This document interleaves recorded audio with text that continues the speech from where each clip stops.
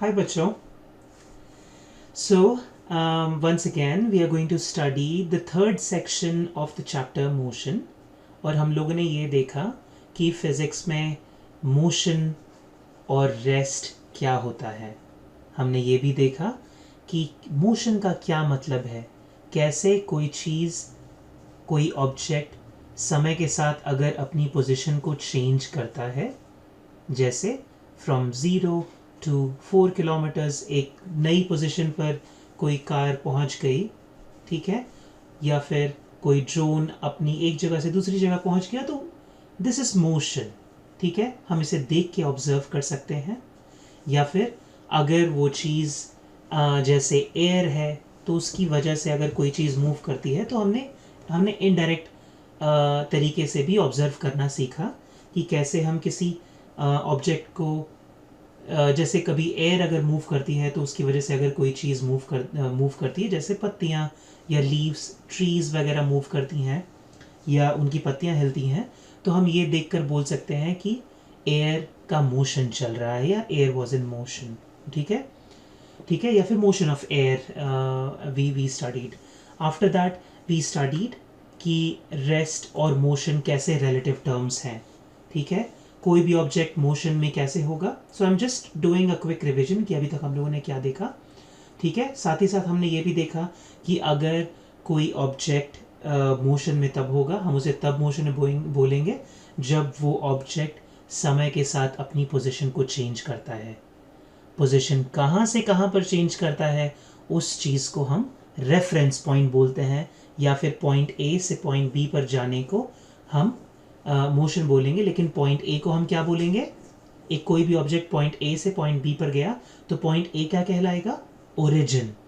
Point B क्या कहलाएगा, final position. Point A क्या कहलाएगा, ओरिजिन या फिर इनिशियल पोजीशन. ठीक है, हम इसे रेफरेंस पॉइंट भी बोल सकते हैं. ओके, साथ ही साथ अब हम ये देखेंगे, हमने ये भी पढ़ा कि मोशन और रेस्ट कैसे रिलेटिव टर्म्स हैं. ठीक है, मोशन को डिफाइन करने के लिए हमने ये देखा कि अगर कोई चीज़, कोई ऑब्जेक्ट का मोशन हमें डिफाइन करना है, तो साथ में हमें ये भी बोलना पड़ेगा कि कैसे उसकी सराउंडिंग के रिस्पेक्ट में मोशन को हम डिफाइन करेंगे. ठीक है, अगर कोई ऑब्जेक्ट मूव कर रहा है और उसकी सराउंडिंग के रिस्पेक्ट में हम ये बात डिफाइन करने की कोशिश करेंगे कि वो मूव कर रहा है या नहीं कर रहा. ठीक है, ये रिलेटिव टर्म्स हैं. कौन कौन से, मोशन और रेस्ट. ठीक है, तो हमने अभी तक देखा था कि कोई बॉडी या कोई ऑब्जेक्ट जब मूव करता है तो उसे हम मोशन बोलते हैं.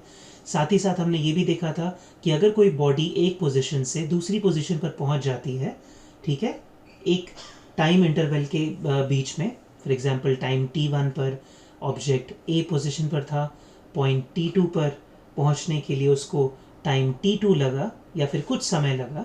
ठीक है, तो हम देखेंगे कि एक ऑब्जेक्ट ने या एक बॉडी ने कुछ डिस्टेंस ट्रैवल किया है. ठीक है, डिस्टेंस कहाँ से कहाँ तक, पॉइंट ए से पॉइंट बी तक. हमने ये भी देखा कल कि डिस्टेंस का मतलब क्या है. ठीक है, या फिर हमने साथ में साथ ये देखा कि डिस्प्लेसमेंट का मतलब क्या है. ठीक है, आज जो हम पढ़ने वाले हैं, हम देखेंगे कि यूनिफॉर्म मोशन या नॉन यूनिफॉर्म मोशन क्या होता है और इसका क्या मतलब है, और साथ में हम देखेंगे स्पीड का क्या मतलब है. ठीक है, हम देखेंगे कि एवरेज स्पीड क्या होती है, या यूनिफॉर्म स्पीड या कांस्टेंट स्पीड का क्या मतलब है. साथ में हम कुछ न्यूमेरिकल सॉल्व करने की कोशिश करेंगे. ओके, सो क्विक कुछ चीज़ें और भी हैं, लेकिन मैंने इसे लाइट कर रखा है क्योंकि हम लोग उसे नेक्स्ट लेक्चर में कवर करने की कोशिश करेंगे. ठीक है, तो क्विक रिविजन अगेन. कोई भी चीज़, जैसे फॉर एग्जांपल आप इस इमेज में देखिए, तो सारी कार मोशन कर रही हैं या फिर मूव कर रही हैं. कोई चीज़ अगर मूव नहीं कर रही है तो उसे हम स्टेशनरी ऑब्जेक्ट्स बोलते हैं. हिंदी में इसका मतलब होगा वो ऑब्जेक्ट्स जो एक जगह पर खड़े हैं या मूव नहीं कर रहे हैं, जैसे tree, house, they are stationary objects, while car moving from point A to point B is called as an object in motion or a car in motion. Okay, a moving car in simple terms. ठीक है, एक object दूसरी जगह पर कुछ समय का gap के साथ अगर पहुंचता है तो हम कहते हैं कि वो एक मोशन कर रहा था। हमने ये देखा कि डिस्टेंस कैसे ट्रैवल, डिस्टेंस और डिस्प्लेसमेंट का क्या मतलब है। ठीक है, अगर आप इमेजिन करिए, एक एग्जांपल लीजिए कि आप अपने घर से निकल के अपने दोस्त के घर जाते हैं पैदल चलते हुए, जो कि 4 किलोमीटर है, और फिर आपने प्लान किया हुआ है कि मैं अपने दोस्त, ये आपका जैसे फॉर एग्जांपल हर दिन का आपका है कि आप पहले अपने दोस्त के घर से निकल के अपने घर से निकल के अपने दोस्त के घर जाते हैं। ठीक है, उसके बाद अपने दोस्त को साथ में लेके आप वहाँ से स्कूल जाते हैं। ठीक है, तो पहले आपने अपने अपने घर से अपने दोस्त के घर का डिस्टेंस ट्रेवल किया 4 किलोमीटर्स, और फिर अपने दोस्त के घर से अपने स्कूल का डिस्टेंस ट्रेवल किया 3 किलोमीटर्स। तो आपने टोटल डिस्टेंस कितना ट्रेवल किया? 4 किलोमीटर्स प्लस 3 किलोमीटर्स। ओके, तो ये है आपका डिस्टेंस जो आपने ट्रेवल किया स्कूल जाने के लिए। ठीक है, अगर कोई पूछे कि आपके घर से स्कूल कितना दूर है, तो आप बोलेंगे कि मेरे घर से स्कूल 5 किलोमीटर्स है, साथ में आप ये डायरेक्शन बोलेंगे। ठीक है, ये डायरेक्शन कहलाएगी, और ये डिस्टेंस जो शॉर्टेस्ट डिस्टेंस है आपके घर से आपके स्कूल के बीच में, वो कहलाएगा डिस्प्लेसमेंट। अगर प्रॉपर हम डेफिनेशन लेने की कोशिश करें तो distance can be defined as distance travelled by a body is referred to as the actual length of the path or indirect path traveled by an object. ठीक है, आप इसे ऐसे भी कह सकते हैं कि डिस्टेंस, जैसे पिछला भी एग्जांपल अगर हम लें तो हम बोल सकते हैं distance travelled bye me is referred to as the actual length or of path or indirect path traveled by me between my house and my school. ठीक है, डिस्प्लेसमेंट क्या होगा? The displacement refers to as the shortest path or the straight line path between the initial position and the final position. That is what displacement is. ठीक है, कल आपको ध्यान होगा हमने बताया था डिस्टेंस और डिस्प्लेसमेंट किस टाइप की क्वांटिटीज हैं, या क्या क्वांटिटीज हैं? फिजिकल क्वांटिटीज हैं, या फिर फिजिक्स की क्वांटिटीज हैं। ठीक है, क्वांटिटीज ऑफ फिजिक्स या फिर फिजिकल क्वांटिटीज। इनका क्या मतलब है? इसका मतलब ये है कि अगर किसी भी दूरी को, या किसी फिजिकल क्वांटिटी का क्या मतलब है, आप किसी दूरी को किसी एक मेजरमेंट में नापते हैं या फिर मापते हैं। जैसे कभी आपने दूध लिया दूध वाले से, तो आपने बोला ये 1 लीटर दूध है, तो आपने उसको मापा। ठीक है, किसी भी चीज़ को नापने या तौलने को या फिर मेजर करने को फिजिक्स में फिजिकल क्वांटिटीज कहते हैं। जो ऐसा करने को जो क्वांटिटीज डिफाइन करती हैं उन्हें हम फिजिकल क्वांटिटीज कहते हैं। ठीक है, सच एज डिस्टेंस या डिस्प्लेसमेंट एक फिजिकल क्वांटिटीज है। ठीक है, जिसमें फिजिकल क्वांटिटीज में कल हमने आपको बताया था कि फिजिकल क्वांटिटीज 2 तरीके की होती हैं। ऐसी फिजिकल क्वांटिटीज जिन्हें आप डायरेक्शन और वैल्यू दोनों के साथ रिप्रेजेंट करते हैं, उसे हम वेक्टर क्वांटिटीज कहते हैं। जिन्हें आप सिर्फ एक वैल्यू से डिफाइन करते हैं या जिनकी सिर्फ एक वैल्यू होती है, उन्हें हम स्केलर क्वांटिटीज कहते हैं। ओके, सो फिजिकल क्वांटिटीज कितने तरीके की होती हैं? 2 तरीके की, एक वेक्टर क्वांटिटी, एक स्केलर क्वांटिटी। वेक्टर क्वांटिटी वो जिनके पास वैल्यू भी होती है, जिनके पास डायरेक्शन भी होता है, जैसे डिस्प्लेसमेंट। ठीक है, जिनके पास सिर्फ मैग्नीट्यूड होता है वो स्केलर क्वांटिटीज होंगी। एक एग्जांपल और मैं आपको यहाँ पर बोलना चाहूँगा। जैसे आपने बोला कि मैंने दूध वाले से 1 लीटर दूध खरीदा। ठीक है, आपने अगर ये बोला कि मैंने 1 लीटर दूध खरीदा, तो क्या अगर आप ये बोलें कि मैंने 1 लीटर दूध ईस्ट की डायरेक्शन में खरीदा, डज दैट मेक सेंस? इसका कोई मतलब होता है? लेकिन आपने बोला कि मेरा स्कूल मेरे घर से 5 किलोमीटर्स ईस्ट की डायरेक्शन में है, दैट मेक सेंस, राइट? तो कुछ क्वांटिटीज जिनमें आप डायरेक्शन की बात नहीं कर सकते, जैसे I purchased 1 liter of milk in east. Does that make sense? No. I traveled 3 kilometers in east direction to reach my school. That makes sense, right? So Jin physical quantities में direction की भी ज़रूरत होती है, ठीक है, और जिनकी वैल्यू भी होती है उन्हें वेक्टर क्वांटिटीज कहते हैं, और जिनमें डायरेक्शन की ज़रूरत नहीं होती या फिर जिनकी सिर्फ मैग्नीट्यूड होते हैं उन्हें हम स्केलर क्वांटिटीज कहते हैं. स्केलर क्वांटिटीज का एग्जांपल होगा डिस्टेंस. वेक्टर क्वांटिटीज का एग्जांपल होगा, वेक्टर क्वांटिटी का एग्जांपल होगा displacement. Okay. So final revision करने के बाद जहाँ पे हमने देखा कि अभी तक हम लोगों ने लास्ट वीक क्या क्या पढ़ा था, वो सारी क्विक रिवीजन मैंने कर दिया है. आप लोग दोबारा से प्लीज़ बुक एक बार देख लीजिएगा. फाइनली जब लास्ट टाइम मैंने वीडियो एंड किया था तो यू माइट हैव नोटिस्ड कि यहाँ पर हम लोगों ने ये देखा था कि ये दो न्यूमेरिकल्स इस पॉइंट पर एग्जाम्पल नंबर 1.1 एंड 1.2 पर मैंने आप लोगों को चीज़ें एक्सप्लेन करके एंड कर दिया था. Where you can immediately when I told you guys कि आपको कैसे इन चीज़ों को समझना है और इन चीज़ों को सॉल्व करना है, इन दोनों न्यूमेरिकल्स को. ओके. सो हम लोग आज इन दोनों न्यूमेरिकल को खुद से सॉल्व करेंगे. आई होप कि आप लोगों ने खुद से इसे एक बार ट्राई किया है. अगर नहीं किया है कोई बात नहीं, लेकिन आई वुड रियली रिकमेंड कि आप लोग वीडियो आगे देखने की बजाय you try it your self after closing the book. अपना पूरा क्वेश्चन अपनी कॉपी में या रफ कॉपी में कहीं पे नोट कर लीजिए या समझ लीजिए. Okay. And then solve it yourself. अगर नहीं होता तो we'll do it together, right? Let's do it. Okay, so let's read the example, let's read the question actually, and देखते हैं कि question में क्या बोल रहा है. तो बोल रहा है कि as shown in the figure 1.3 में Shyam walks from position A to position F, from position A to position F, ठीक है, following along the path A, B, C, D, E, F. A, B, C, D, E, F. Okay? Shyam एक बच्चा है जो A, B, C, D, E, F रास्ते से F पर जाता है. What is the total distance covered by Shyam during this motion?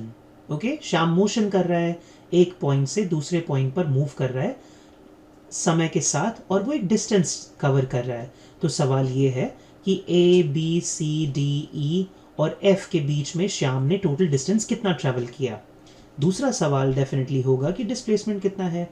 दूसरा सवाल है what is the magnitude. Magnitude का क्या मतलब है? वैल्यू.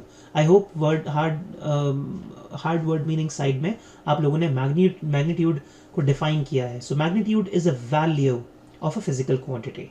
ओके. वैल्यू, माप कितना है, कितनी वैल्यू कितनी है.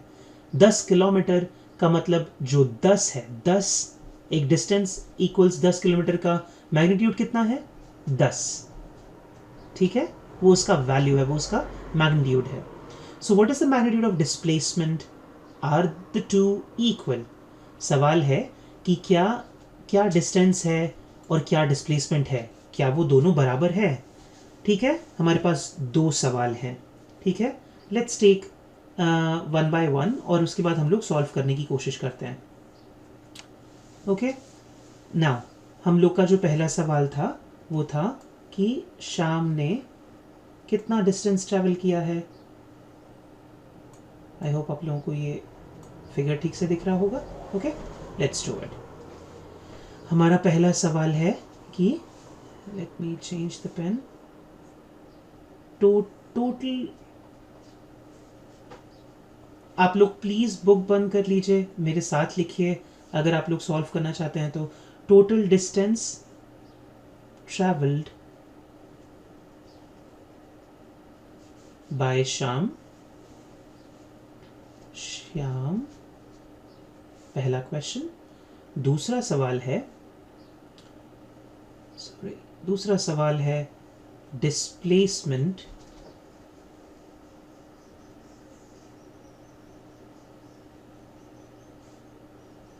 और तीसरा सवाल है इज डिस्प्लेसमेंट। मैंने आप लोगों को बताया था, अगर आप लोग को याद हो, मैंने डिस्प्लेसमेंट को कैपिटल डी से शो करने के लिए डिसाइड किया था, तो शॉर्ट मुझे बार बार डिस्प्लेसमेंट नहीं लिखना पड़ेगा, और डिस्टेंस को मैंने स्मॉल डी से डिनोट करने की बात कही थी। आप लोग कैसे भी कर सकते हैं, या पूरा डिस्टेंस या पूरा डिस्प्लेसमेंट लिख सकते हैं, राइट।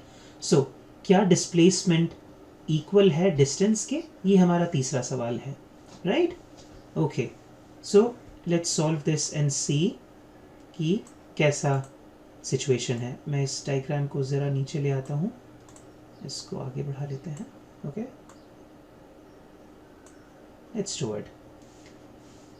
अब आप लोग अगर डेफिनेशन आप लोगों को याद हो तो डिस्टेंस क्या होता है? डिस्टेंस वो होता है जो एक ऑब्जेक्ट या कोई नॉन लिविंग और लिविंग ऑब्जेक्ट डिस्टेंस जो ट्रेवल करता है एक पॉइंट से दूसरे पॉइंट के बीच में, लॉन्गर पाथ को हम कहते हैं डिस्टेंस। लॉन्गर पाथ, लेंथ को हम कहते हैं डिस्टेंस, ठीक है। शॉर्टर या शॉर्टेस्ट पाथ लेंथ को हम कहते हैं displacement, right. Now let's calculate this. आप लोग को डायग्राम आई एम श्योर दिख रहा होगा। Okay, let's do it. हम लोग रंग बिरंगी पेन लेते हैं इसके लिए। नाउ डिस्टेंस हम लोग पहले कैलकुलेट करेंगे। पहला सवाल है what is the total distance travelled by Ram. So total, नहीं ये बहुत गंदी पेन है, sorry, black is good. Okay, total distance is equals to A to B plus B to C plus C to D plus D to E plus E to F equals to 1 plus 2 plus 1 plus 2 plus 2 kilometers. How much is that? 1 2 3 1 4 4 8 8 kilometers. Okay, that is the total distance, right? Let's calculate what is the total displacement.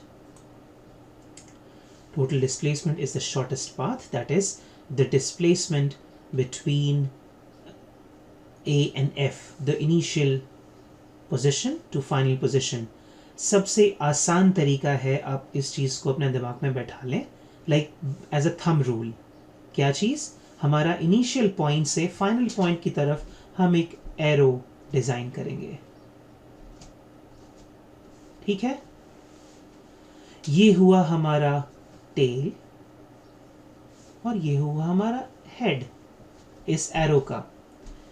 इस arrow का जितना भी length होगा वो कहलाएगा displacement. वो कितना होगा? ठीक है, हम कैलकुलेट करेंगे। Displacement is equals to D, जो हमने माना था, is equals to distance between A and F which is 5 kilometres. तीसरा सवाल था हम लोगों का, आपको याद हो तो, ये हमारा पहला आंसर है, पहला, ये हमारा दूसरा आंसर है, और तीसरा था क्या डिस्टेंस और डिस्प्लेसमेंट बराबर है? क्या 5 किलोमीटर बराबर है 8 किलोमीटर के? ऑब्वियसली नहीं। So they are not equal, ठीक है। So the answer will be no. Make sense? Okay, let's see book में क्या क्या आंसर्स आए हैं। पहला उनका आंसर आया है 8 किलोमीटर्स, दैट इज गुड, हमारा भी आया है। डिस्प्लेसमेंट का मैग्नीट्यूड या फिर वैल्यू कितनी है? 5 किलोमीटर्स, हमारा भी आया है।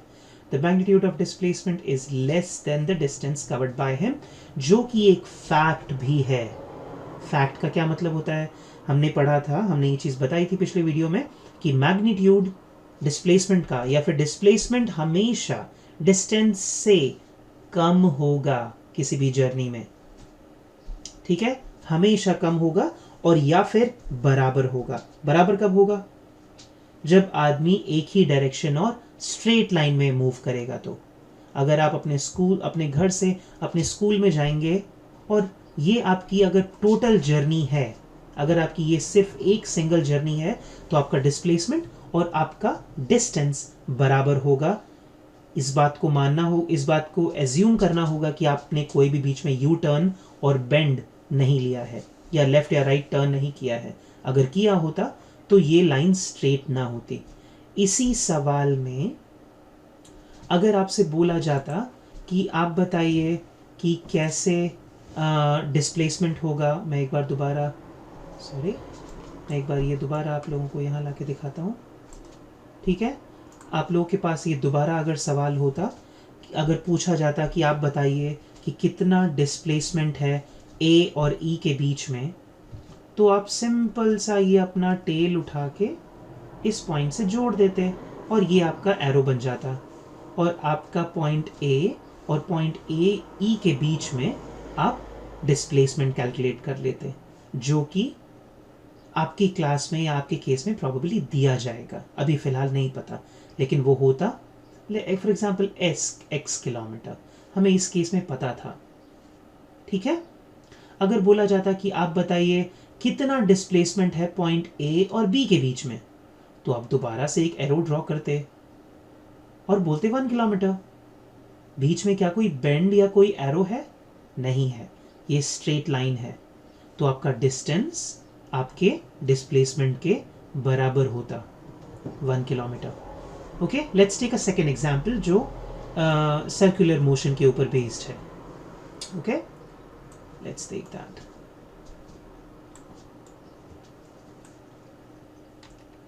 और अगर आप लोगों को कुछ याद होगा पुराने वीडियो में, तो मैंने ये भी पूछा था, और कुछ बच्चे प्रॉबेबली इस चीज़ को ढूंढ नहीं पाए होंगे कि उस डिवाइस को क्या बोलते हैं जो हमारी गाड़ियों के डैशबोर्ड में लगी रहती हैं, जो ये बताती हैं कि आपकी गाड़ी कितना डिस्टेंस ट्रैवल की है। उसको क्या बोलते हैं?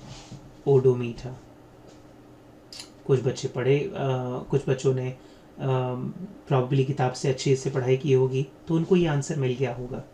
और कुछ बच्चे और ज़्यादा स्मार्ट होते हैं तो वो गूगल कर लेते हैं, जो मैं मना करूँगा आप लोगों को करने के लिए, ठीक है। Okay, let's take the second question. Second question क्या है? The minute hand of a wall clock is 20 centimetre long. Minute कौन सी हमारी नीडल या हैंडल बताता है घड़ी में? लंबी वाली, ठीक है, जो तेज चलती है। सेकंड से स्लो चलती है, ठीक है।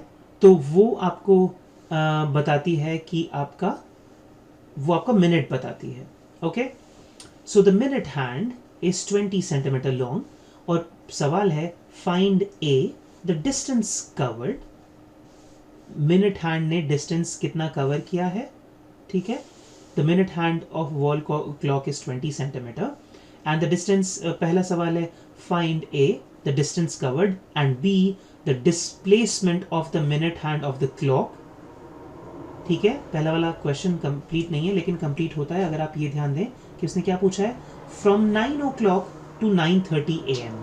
तो सवाल है कि अगर मिनट क्लॉक 20 मिनट हैंड एक घड़ी में अगर 20 सेंटीमीटर लॉन्ग है, तो पहला आपका डिस्टेंस कितना होगा 9 बजे से 9:30 के बीच में, और दूसरा सवाल है कि घड़ी के मिनट हैंड ने कितना डिस्प्लेसमेंट किया है 9 बजे से लेके 9:30 बजे तक। आया समझ में? Right. So let's calculate and see हम इस क्वेश्चन को कैसे सॉल्व करेंगे। अब आप लोग बुक बंद करिए, कोई चीटिंग नहीं। ओके, सो ये है हमारी घड़ी, ठीक है। और हमारा पहला सवाल है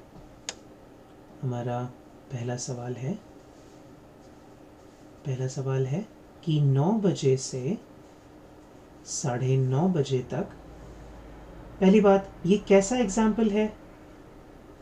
एक सर्कुलर मोशन का एग्जाम्पल है। घड़ी की सुइयाँ या अब घड़ी की जो सुइयाँ होती हैं वो एक सर्कुलर मोशन करती हैं। समय के साथ सुइयाँ अपनी जगह चेंज करती हैं, ठीक है। सो इट्स काइंड ऑफ, वो खुद भी समय बता रही हैं और समय के साथ खुद बदलती भी हैं, राइट। Funny, right. ओके, सो पहले 9 बजे से 9:30 के बीच में पूछा है डिस्टेंस बताइए, और 9 बजे से 9:30 के बीच में डिस्प्लेसमेंट बताइए। चलिए अब ध्यान से देखते हैं। आप लोग शायद काफ़ी बच्चे मैथ में अच्छे होंगे, यहाँ पर नहीं है कोई बात नहीं। हम लोगों ने ट्रिग्नोमेट्री थोड़ी बहुत पढ़ी होगी। आई होप कि आप लोगों को चीज़ें याद हों। अब आप घड़ी की तरफ ज़रा ध्यान से देखिए, ठीक है।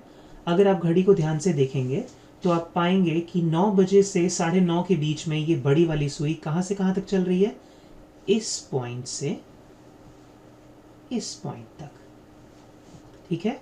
ये कैसे चल रही है, आपको मैंने एक एग्जाम्पल बताया था बहुत पहले इस शेप के बारे में, ऐसे।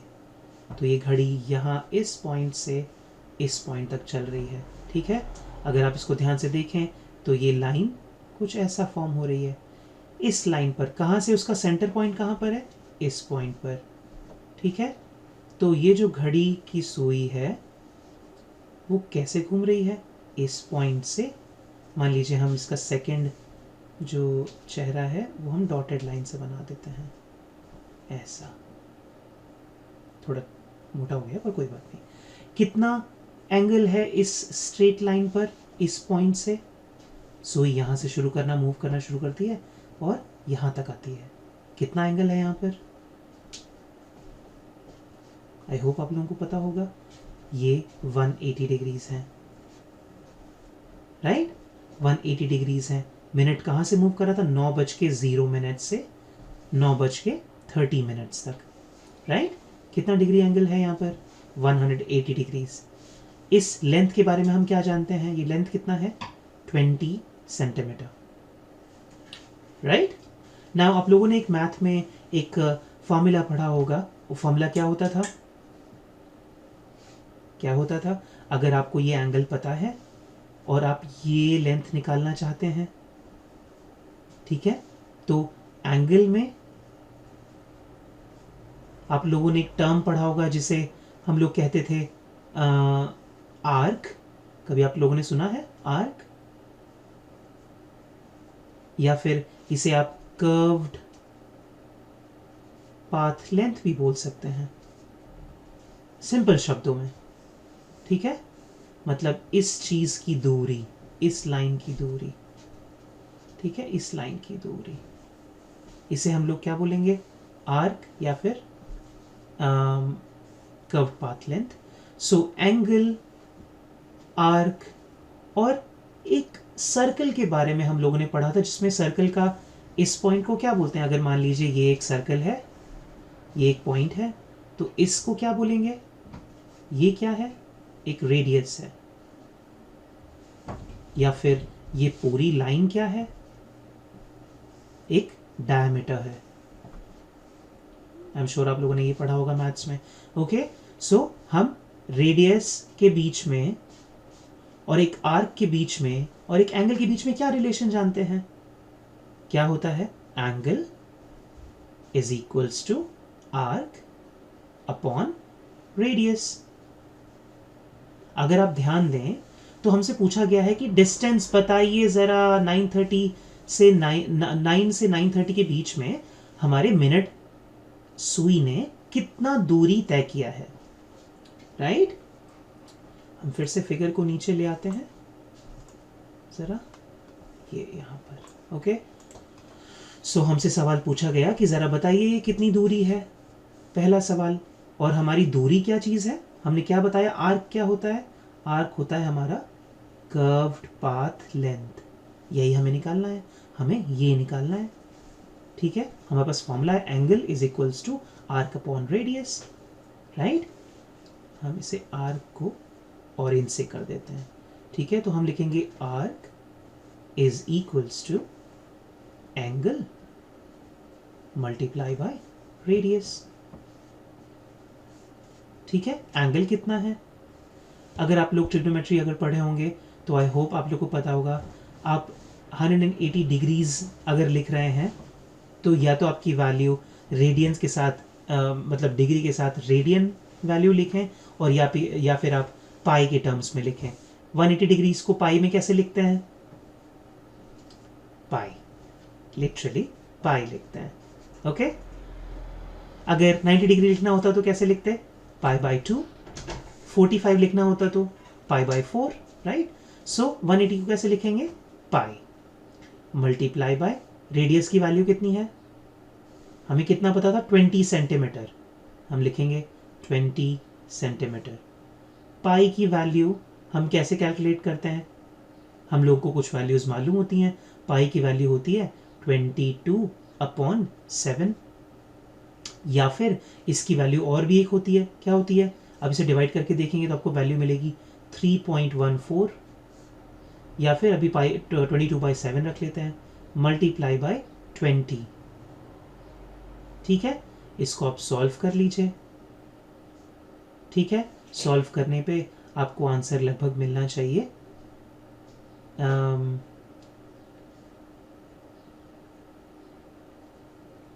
I think 62.80 centimeter, if I'm not wrong। ठीक है, ये तो हुआ हमारा पहला आंसर। Let's check. ठीक है, तो ये देखिए पहला आंसर है 22/7 मल्टीप्लाई बाय 0.2। इन लोगों ने 20 सेंटीमीटर्स को मीटर में चेंज कर दिया है, इस वजह से आपको 0.2 वहाँ पे दिख रहा है। अगर आप 20 सेंटीमीटर ही लिखते हैं वहाँ पे तो आपकी वैल्यू होगी 62.80, या 62.80 को आप राउंड ऑफ करके कितना लिख सकते हैं, 63 सेंटीमीटर्स, या फिर 0.63 मीटर्स, जो कि उनसे मैच कर रहा है। हमेशा आंसर्स किताबों में सही नहीं होते, कभी कभी प्रिंटिंग मिस्टेक्स भी होती हैं, तो हमेशा किताबों पर आप ब्लाइंड फेथ नहीं कर सकते। ओके, नो प्रॉब्लम, अभी फ़िलहाल कर सकते हैं क्योंकि आंसर सही है। अच्छा, अपने ऊपर डाउट नहीं करना कभी भी, अगर आपके आंसर आपको लगता है कि आपने सही से सॉल्व किया है तो। ओके, सेकंड क्वेश्चन वाज कि आप बताइए डिस्प्लेसमेंट कितना है। अब आप लोगों को याद हो तो डिस्प्लेसमेंट होता था शॉर्टेस्ट पाथ लेंथ। अगर मैं इस पॉइंट से इस पॉइंट तक का शॉर्टेस्ट लेंथ आपसे पूछूं तो आप क्या बोलेंगे, ये था आपका लॉन्ग पाथ, आप यहां से यहां तक आ रहे थे। ठीक है, लेकिन शॉर्टेस्ट पाथ क्या था, सिंपल, यहां से यहां। मतलब घड़ी अगर सर्कुलर है तो आप यहां से यहां उसके डायमीटर की अगर वैल्यू बता दें तो आपका डिस्प्लेसमेंट निकल जाएगा। ठीक है, तो डायमीटर आपको निकालने का तरीका हमने क्या बताया था, डायमीटर कैसे निकलता था, हमें रेडियस पता है या फिर हमें मिनट हैंड की लेंथ पता है, कितनी है वो 20 सेंटीमीटर है ना, ये हमें पता है radius. So diameter is equals to 2 times radius. और या फिर लेमैन टर्म्स में अगर मतलब हम सिंपल सा ऐसे बोलना चाहें कि 2 मिनट की अगर 2 मिनट हैंड को हम आपस में जोड़ दें तो हमारा डिस्प्लेसमेंट निकल जाएगा। ये स्ट्रेट लाइन में कितना है वो 20 सेंटीमीटर्स मल्टीप्लाई बाई 2, और या फिर 20 सेंटीमीटर्स मल्टीप्लाई बाई 2, या फिर 20 सेंटीमीटर्स प्लस 20 सेंटीमीटर्स, कितना हो गया 40 सेंटीमीटर्स। मिनट में कितना हो गया, मीटर्स में कितना हो गया 0.4 metre. That's it, answers. Nice, right? Okay, let's continue.